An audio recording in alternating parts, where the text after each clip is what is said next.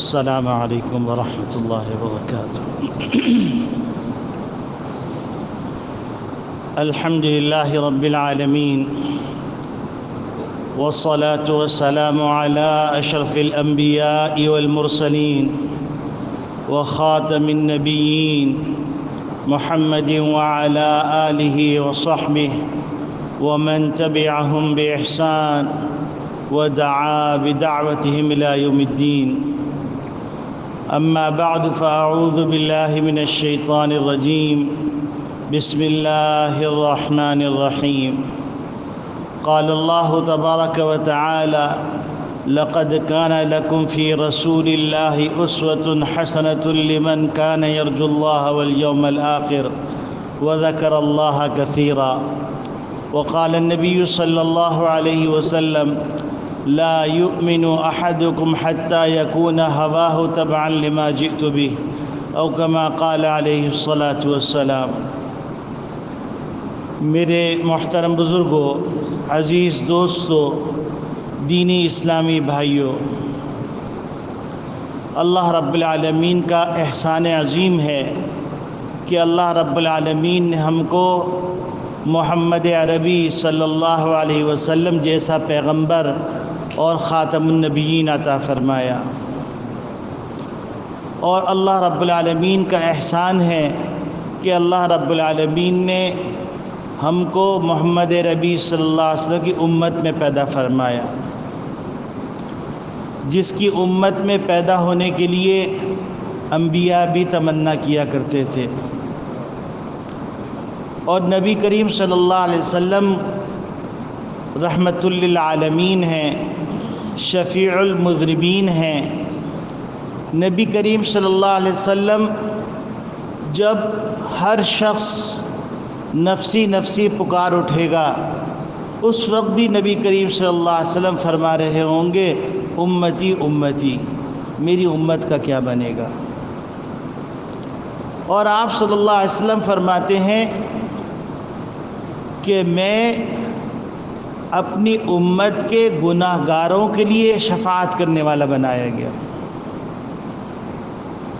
نبی کریم صلی اللہ علیہ وسلم کو جب یہ خبر دی گئی وحی کے ذریعے سے، وَلَسَوْفَ يُعْطِيكَ رَبُّكَ فَتَرْضَىٰ، اللہ رب العالمین آپ کو اتنا عطا کریں گے کہ آپ راضی ہو جائیں گے، تو نبی کریم صلی اللہ علیہ وسلم نے ارشاد فرمایا کہ جب تک میری امت کا ایک امتی گناہ گار جہنم میں رہے گا میں راضی نہیں ہوں۔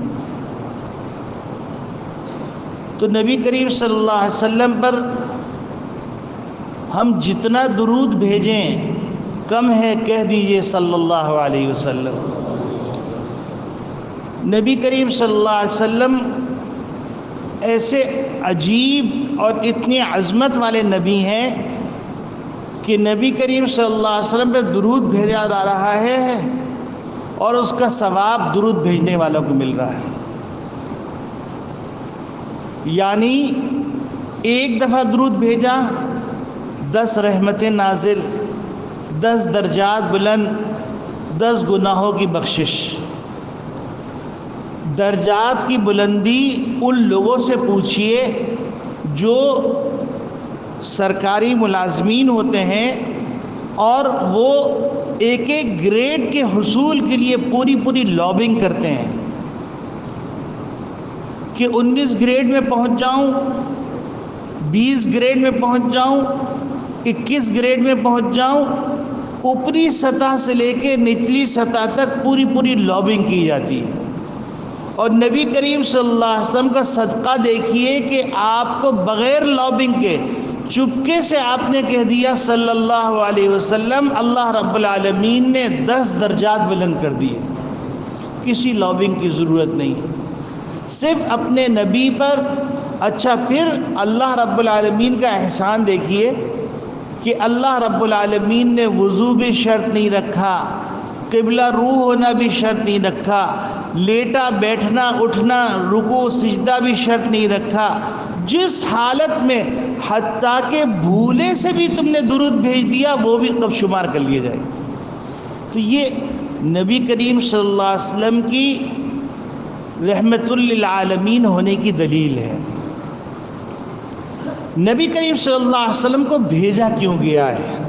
آپ صلی اللہ علیہ وسلم کی بعثت کیوں کی گئی ہے؟ لوگ یہ سمجھتے ہیں کہ نبی کریم صلی اللہ علیہ وسلم سے محبت کا اظہار کرنا یہ ہے کہ ہم چراغاں کر لیں، ہم جھنڈیاں لگا لیں، ہم مختلف قسم کی شبیہ بنا کر اس شبیہ کے ساتھ وہ معاملہ کریں جو معاملہ اصل کے ساتھ ہوتا ہے۔ بیت اللہ کی شبیہ بنا لیں اور اس کا طواف شروع کر دیں، اس کے اندر بچوں کو لٹائیں، منت مانگیں اور اس کے سامنے کھڑے ہو کے دعائیں کریں۔ اسی طریقے سے مسجد نبوی کی شبیہ بنائیں، مسجد نبوی کی شبیہ، روضہ اقدس کی شبیہ بنا کر، گنبد خضرا کی شبیہ بنا کر اس کے سامنے ہم سجدہ ریز ہوں، ہم اس کا طواف کریں، اس میں منت مانگیں۔ اور پھر سب سے بڑی بے ادبی یہ کہ جب یہ اوقات ختم ہو جائیں تو ان کو ایسی جگہ پر لے جا کے رکھ دیا، میں یہ لفظ کہتے ہوئے شرما رہا ہوں کہ ڈال دیا جاتا ہے، پھینک دیا جاتا ہے، میں کہہ رہا ہوں ایسی جگہ لے جا کے رکھ دیا جاتا ہے کہ وہاں پر کتے پیشاب کرتے ہیں، غلاظتیں ڈالی جاتی ہیں، کچرے ڈالے جاتے ہیں۔ وہ عقیدت کہاں چلی جاتی؟ حتیٰ کہ میں نے پچھلی دفعہ بھی یہ بات عرض کی تھی کہ ہم ذرا سا سوچیں کہ ہم نبی کریم صلی اللہ علیہ وسلم کے نام نامی ایسی جگہ پر لکھتے ہیں جس جگہ کے پاؤں تلے روندے جاتے ہیں۔ مثلا ٹرک کے اوپر ہم نے درود شریف لکھ دیا اور ٹرک پہ بیٹھے ہوئے ہیں اور ٹرک پہ پاؤں لٹک رہے ہیں، درود شریف کی طرف اس کے پاؤں پڑ رہے ہیں۔ اسی طریقے سے پلوں کے اوپر لکھ دیا گیا ہے، گاڑیاں گزر رہی ہیں، پان کی پیک تھوکی جا رہی ہے، تھوک تھوکا جا رہا ہے اور نہ معلوم کیا کیا چیزیں پھینکی جا رہی ہیں، اس کے نیچے جو درود شریف لکھا ہوا ہے۔ یہ مجھے نہیں سمجھ میں آتا کہ یہ ادب ہے یا بے ادبی کی انتہا ہے۔ پھر بدقسمتی سے یہ تک نوبت آ گئی کہ نبی کریم صلی اللہ علیہ وسلم جو فرما رہے ہیں کہ میں باطل کی تمام رسومات کو ختم کرنے آیا ہوں، باطل کے ادیان کو مٹانے آیا ہوں، اور اللہ رب العالمین فرما رہے ہیں هو الذی ارسل رسولہ بالہدی ودین الحق لیظہرہ علی الدین کلہ، کہ تمام ادیان باطلہ کے اوپر غلبہ دینے کے لیے دین کو لے کے آئے ہیں نبی کریم صلی اللہ علیہ وسلم۔ اور ہم انگریزوں کی طرح باضابطہ طور پر کیک کاٹ رہے ہیں، اور کیک کاٹ رہے ہیں، اس کیک کے اوپر لکھا ہوا ہوتا ہے محمد الرسول اللہ صلی اللہ علیہ وسلم۔ آپ مجھے بتائیے کہ محمد صلی اللہ علیہ وسلم کا نام کاٹنے کی جرات کیسے ہوتی؟ پھر اس کے بعد اب نوبت یہاں تک آ گئی ہے کہ باقاعدہ نبی کریم صلی اللہ علیہ وسلم کے میلاد کے نام پر ڈانس ہو رہا ہے، باقاعدہ اسٹیج پر نوجوان دوشیزاؤں کو بلا کر نعتیں پڑھائی جا رہی ہیں، اور ایک بدقسمتی اور پیدا ہو گئی، روشن خیالی کے نام پر برقع پہنا کر لڑکیوں کو ٹیبلو کروائے جا رہے ہیں۔ مجھے بتلائیے کہ برقع پہننے کے بعد ناچنا جائز ہو جاتا ہے؟ برقع پہننے کے بعد کیا مردوں کے سامنے ٹھمکے مارنا جائز ہو جاتا ہے؟ یہ ساری وہ باتیں ہیں جو پروف کے ساتھ اس وقت سوشل میڈیا پہ موجود ہیں۔ ہم کہاں جا رہے ہیں؟ کون سے راستے پہ جا رہے ہیں؟ پھر اس کے بعد نبی کریم صلی اللہ علیہ وسلم فرما رہے کہ میں میوزیکل انسٹرومنٹس کو توڑنے آیا ہوں اور ان تمام رسومات کو ختم کرنے آیا ہوں۔ اب باقاعدہ پہلے دف تک معاملہ تھا، پھر ڈھول ہوا، پھر اب میوزیکل انسٹرومنٹس کے اوپر بات چلی گئی ہے۔ باقاعدہ میوزیکل انسٹرومنٹس کو استعمال کیا جا رہا ہے نبی کریم صلی اللہ علیہ وسلم شان اقدس میں قصیدے پڑھنے کے لیے۔ مجھے بتلائیے کہ اگر آپ کے والد کو ایک چیز بری لگتی ہے، آپ محبت کے اندر وہی چیز والد صاحب کے سامنے کریں گے تو بتائیے والد صاحب کو کتنی تکلیف ہوگی۔ تو جب آپ اپنے والد کے لیے گوارا نہیں کر سکتے تو خاتم النبیین صلی اللہ علیہ وسلم کے لیے کیسے گوارا کر لیں؟ کہ جن چیزوں سے نبی کریم صلی اللہ علیہ وسلم کو نفرت تھی، جن چیزوں کو نبی کریم صلی اللہ علیہ وسلم توڑنے تشریف لائے ہیں، جن چیزوں کو نبی کریم صلی اللہ علیہ وسلم مٹانے تشریف لائے ہیں، ان چیزوں کو نبی کریم صلی اللہ علیہ وسلم عشق کے طور پہ استعمال کیا جائے۔ پھر اس کے بعد آپ مجھے بتلائیے کہ اگر آپ کو یہ بات کا یقین نہیں ہے تو آپ 12 ربیع الاول گزرنے کے بعد کچرا کنڈیوں کے اوپر جا کے دیکھیں جھنڈیاں کیسے پڑی گئی ہیں۔ جھنڈے کیسے پڑے ہوئے جس کے اوپر محمد رسول اللہ رکھا ہوا ہے، ان کو تقدس کو پامال کیا جا رہا ہے۔ میرے عزیزو، یہ عشق رسول نہیں ہے، یہ گستاخی رسول ہے، نبی کریم صلی اللہ علیہ وسلم کی بے ادبی ہے۔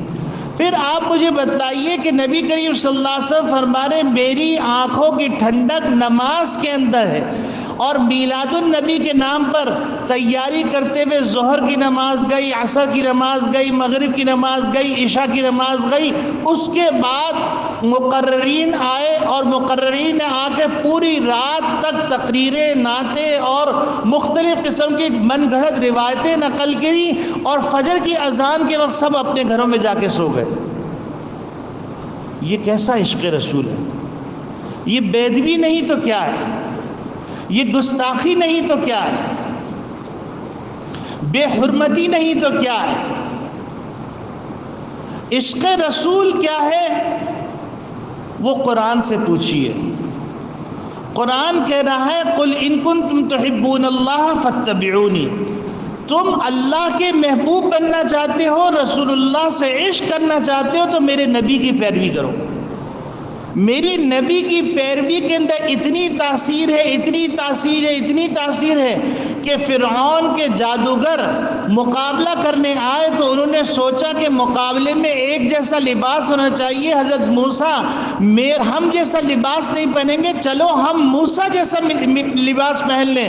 تو اللہ رب العالمین نے سب سے پہلے اس لباس کے پاس رکھتے ہوئے ہدایت جو دی ہے ان جادوگروں کو دی۔ تو جب موسیٰ علیہ السلام کے لباس میں اتنی تاثیر ہے تو نبی کے لباس میں کتنی تاثیر ہوگی؟ نبی اکرم صلی اللہ علیہ وسلم کے عشق کا تقاضا یہ ہے کہ نبی کریم صلی اللہ علیہ وسلم کی پیروی کی جائے، ان کی اتباع کی جائے، 5 وقت کی نماز کا اہتمام کیا جائے، قرآن کریم کی تلاوت کا اہتمام کیا جائے، نبی کریم صلی اللہ علیہ وسلم کی خدمت میں درود بھیجا جائے۔ اب آپ سوچئے، علامہ اقبال رحمۃ اللہ علیہ وہ فرماتے ہیں کہ میرے کلام کے اندر جو کچھ تاثیر آئی ہے وہ تاثیر ہے درود شریف پڑھنے کا نتیجہ، کہ جب میں نے 1,00,000 مرتبہ درود شریف پورا کیا تو میرے اشعار بدل گئے۔ جب میں نے 1 کروڑ درود شریف مکمل کیا تو اس کے اندر معرفت کے ٹھاٹے مارتے ہوئے سمندر نکل آئے۔ علامہ کا کلام ہر آدمی نہیں سمجھ سکتا، یہ درود شریف کا صدقہ ہے۔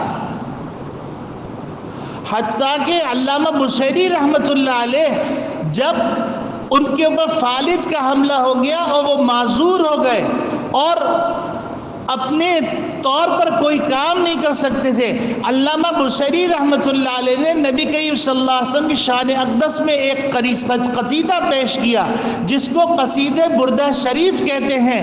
تو وہ کیا دیکھتے ہیں کہ نبی کریم صلی اللہ علیہ وسلم تشریف لائے اور نبی کریم صلی اللہ علیہ وسلم نے ان کو کہا کہ تم کیوں پریشان ہو بصیری؟ تو انہوں نے کہا اے اللہ کے رسول، میرا یہ اتنا دھڑ مفلوج ہو چکا ہے۔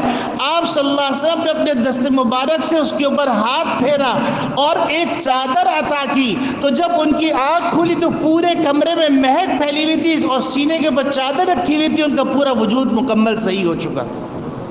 یہ ہے عشق رسول، یہ ہے عشق رسول۔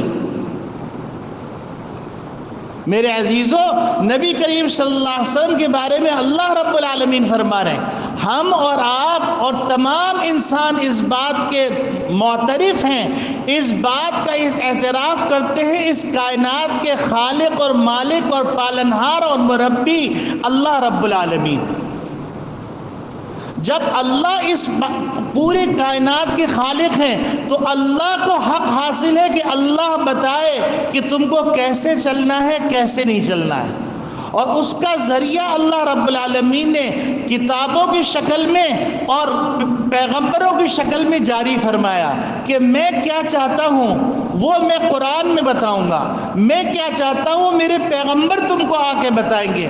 تو نبی کریم صلی اللہ علیہ وسلم کے بارے میں اللہ رب العالمین ارشاد فرما رہے ہیں لَقَدْ كَانَ لَكُمْ فِي رَسُولِ اللَّهِ أُسْوَةٌ حَسَنَةٌ لِمَنْ كَانَ يَرْجُو اللَّهَ وَالْيَوْمَ الْآخِرَ۔ نبی کریم صلی اللہ علیہ وسلم کو ہم نے بھیجا ہے تاکہ پوری انسانیت کے لیے نمونِ عمل بن جائے۔ مقتدا بن جائیں، آئیڈیل بن جائیں. لیکن پھر اللہ رب العالمین نے ایک ضابطہ بیان کیا، نمونہ وہ لوگ بنائیں گے، نبی کے طریقے کو وہ لوگ اختیار کریں گے، لمن کان یرجو اللہ والیوم الآخر، جو اللہ کی ملاقات کی امید رکھتے ہیں اور قیامت کے دن پر یقین رکھتے ہیں اور اللہ کا ذکر کثرت سے کرتے ہیں. تو نبی کریم صلی اللہ علیہ وسلم کی زندگی کو اپنانے کے لیے 3 شرطیں بتا دی گئی، لمن کان یرجو اللہ والیوم الآخر وذکر اللہ کثیرا. اللہ سے تعلق ہو، قیامت کا یقین ہو اور اللہ کا ذکر زبان پر جاری ہو، تو ان کے لیے نبی کے طریقے کو اپنانا آسان ہو جائے گا. اور یہی وجہ ہے کہ صحابہ کرام رضوان اللہ اجمعین نبی کریم صلی اللہ علیہ وسلم کی بعثت کے مقصد کو سمجھ گئے تھے، کیونکہ نبی کریم صلی اللہ علیہ وسلم کے سامنے باقاعدہ ڈیمانڈ رکھی گئی اور قریش کا انتہائی مقتدر محترم قریش کے اعتبار سے ایک وفد بھیجا، اور وفد نے جا کر نبی کریم صلی اللہ علیہ وسلم کے سامنے 3 ڈیمانڈ رکھی. ایک ڈیمانڈ رکھی کہ اگر آپ چاہتے ہیں کہ ہم آپ کی پرستش کریں تو ہم اس کے لیے تیار ہیں، ہم آپ کو بادشاہ بنا لیں گے اور ہم سب آپ کی رعایا بن کے زندگی گزاریں گے. اگر یہ نہیں تو اگر آپ چاہتے ہیں مال و دولت تو ہم پورے عرب کی دولت آپ کے قدموں میں رکھنے کے لیے تیار ہیں، اور اگر آپ چاہتے ہیں کہ کوئی لڑکی آپ کو مل جائے تو ہم عرب کا حسن وہ آپ کے قدموں میں رکھنے کے لیے تیار ہیں.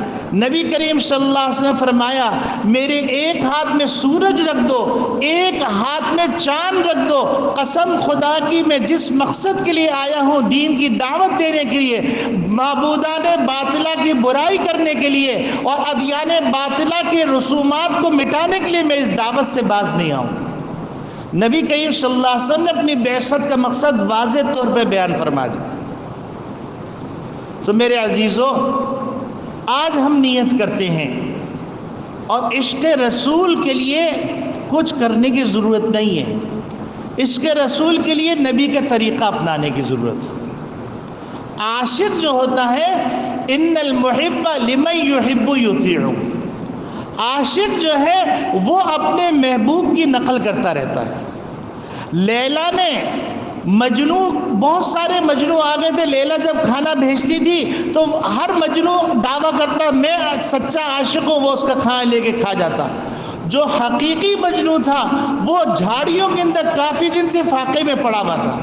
لیلا نے امتحان کا فیصلہ کیا، اپنے غلام کو کہا یہ چھری لو اور یہ تش لو اور جا کے ان سے کہو کہ لیلا تمہارا گوشت مانگتی. تو ہر ایک نے کہا نہیں ہم عاشق نہیں، ہم عاشق نہیں ہیں، عاشق نہیں. وہ جو مجنو حقیقی عاشق تھا وہ پڑا ہوا تھا جھاڑیوں کے اندر، اس نے لیلا کا نام سنا، اٹھ کے بیٹھ گیا اور اس نے کہا لاؤ، لیلا نے گوشت مانگا ہے. تو اس نے یہاں سے گوشت کاٹا، یہاں سے گوشت کاٹا، یہاں سے گوشت کاٹا، کہنے مجھے پتہ نہیں میرے لیلا نے جسم کے کون سے حصے کا گوشت مانگا. تو دنیا کا عاشق اس مقام پر ہے تو نبی کے عاشق کا مقام کیا ہونا چاہیے کہ میرے نبی کا قدم کہاں پڑا ہے، میرے نبی گھر میں کیسے داخل ہوتے تھے، میرے نبی گھر میں داخل ہوتے ہوئے دعا کیسے پڑھتے تھے، میرے نبی گھر میں داخل ہوتے ہوئے تبسم کیسے فرماتے تھے، میرے نبی گھر میں داخل ہوتے ہوئے سلام کیسے کرتے تھے، میرے نبی آرام کیسے فرماتے تھے، کن دعاؤں کا اہتمام کرتے تھے، میرے نبی لباس کون سا پہنتے تھے، میرے نبی کی داڑھی کیسی تھی، میرے نبی کا حلیہ کیسا تھا، میرے نبی قضاء حاجت کے لیے کیسے جاتا تھا، میرا نبی کھانا کیسے کھاتے تھے، میرے نبی ہاتھ کیسے دھوتے تھے، میرے نبی وضو کیسے کرتے تھے، میرے نبی غسل کیسے کرتے تھے، میرے نبی صلہ رحمی کیسے کرتے تھے، میرے نبی کے اخلاق کیا تھے، میرے نبی کی معاشرت کیا تھی، میرے نبی کی تجارت کیسی تھی، میرے نبی کے معاملات کیسے تھے، میرے نبی کی عبادات کیسی تھی. یہ ہے تقاضا، محبت کا تقاضا. ان المحب لمن یحب یطیع، یہ محبت کا تقاضا ہے. تو آج ہم سب نیت کرتے ہیں کہ ہم قدم اٹھانا شروع کریں گے، قدم اٹھانے کے اوپر اللہ نواز دیتے ہیں. آپ حیران ہو جائیں گے سن کر. ایک آدمی قرآن کریم حفظ کرنا شروع کرتا ہے، اس نے صرف 3 صورتیں حفظ کی، اس کا انتقال ہو گیا. اللہ رب العالمین قیامت کے دن اس کو حافظوں میں اٹھائیں گے. تو اگر ہم نے 2 قدم چلے ساری زندگی کے اندر اس نیت سے کہ میرے نبی اس طرح چلے تھے، یا میرے نبی اس طرح کھانا کھاتے تھے، یا میرے نبی اس طرح دعا پڑھتے تھے کسی موقع کے اوپر، تو اللہ کی ذات سے امید رکھیے کہ جب ہمارا بلاوا آئے گا تو انشاءاللہ ہم عاشقین رسول میں اٹھائے جائیں گے. اللہ رب العالمین ہم سب کو سچا عشق نصیب فرمائے اور نبی کریم صلی اللہ علیہ وسلم کی اتباع نصیب فرمائے. وآخر دعوانا ان الحمدللہ رب